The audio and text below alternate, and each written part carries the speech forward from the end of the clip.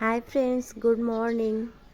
জীবনটা জানো তো খুব অল্প, তাই মাঝে মাঝে শেয়ার করছি তোমাদের সাথে আমার কিছু স্মৃতির গল্প। তো আশা করব তোমরা সবাই ভালোই আছো, আর আমিও খুব ভালো আছি।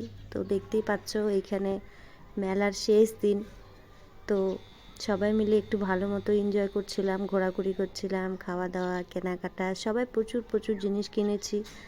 ভাগনা প্রচুর খেলা কিনেছে। মেলা থাকে প্রায় 3 দিন, আর আমরা 3 দিনই যাই মেলায় ঘুরতে। আর 3 দিন গেলেই কিছু না কিছু, দুটো একটা কয়েকটা করে জিনিস প্রতিদিনই কেনা হয়। তো মেলার শেষ দিন, পরের দিন বাড়ি চলে আসবো বাবা মা। বাবার তো ভীষণ মন খারাপ ছিল, আর দিদি আমি একসাথেই চলে আসব। একসাথে গেছিলামও একসাথে। আর এখানে ভাগনা ট্যাটু করছিল। প্রথমে দিদি করেছিল, তারপরে ভাগনা করেছিল, তারপরে আমিও ট্যাটুটা করেছিলাম, যেটা ছবি তোমাদের সাথে শেয়ার দেখালাম।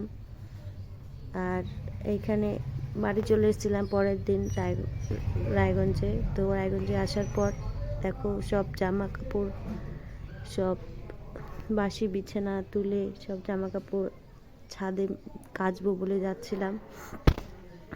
তো আর এইখানে পাশেই কুকুর, ছোট্ট একটা বাচ্চা, দেখো কুকুরের বাচ্চা ছোট্ট একটু, খুব সুন্দর লাগছিল, কিউট দেখতে। তো এখানে জামা কাপড় সব ছাদে মেলে দিয়েছি, দেখো ছাদ ভর্তি জামা কাপড়। আর এখানে পুজো দিয়ে নিয়েছিলাম স্নান টান করার পরে। তো ভালো থেকো সবাই, টাটা।